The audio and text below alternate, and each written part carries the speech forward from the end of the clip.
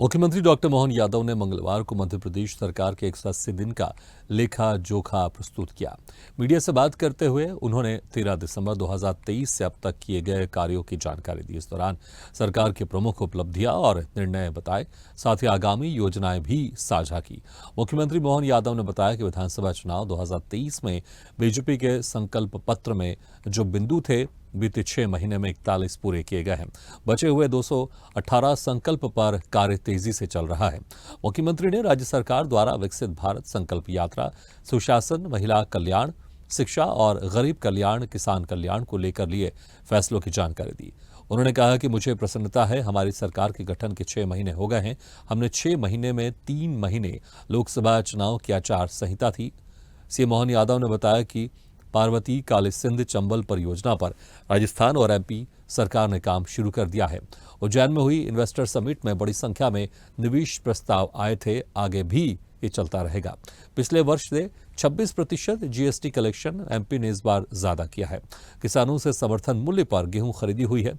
मुख्यमंत्री ने कहा कि कोई योजना बंद नहीं होगी, यह हमने कहा था और उस बात पर अडिग है।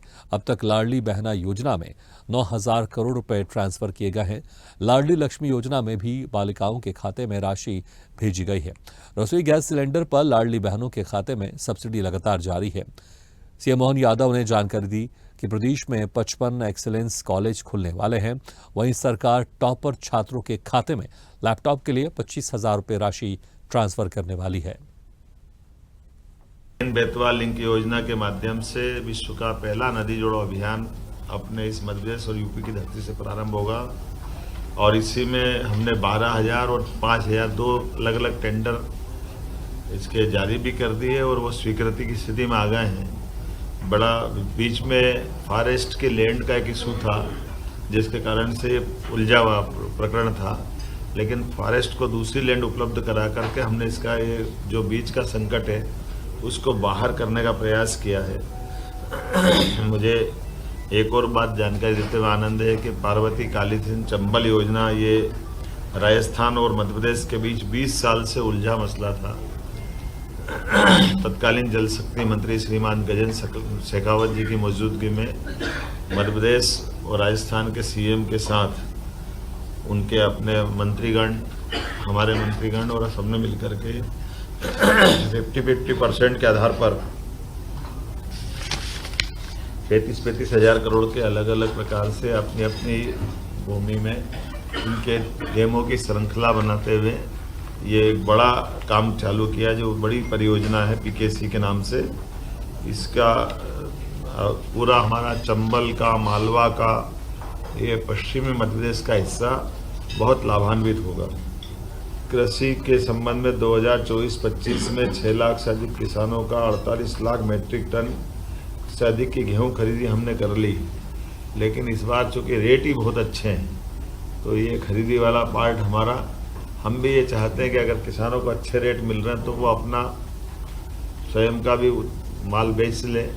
अगर कोई भी कारण से उनको कठिनाई आती तो सरकार ने इसको लगातार बढ़ाते बढ़ाते जून के महीने तक हम खरीदी कर रहे हैं। आमतौर पे मार्च में भी हमने 10 मार्च के आसपास खरीदी प्रारंभ कर दी थी।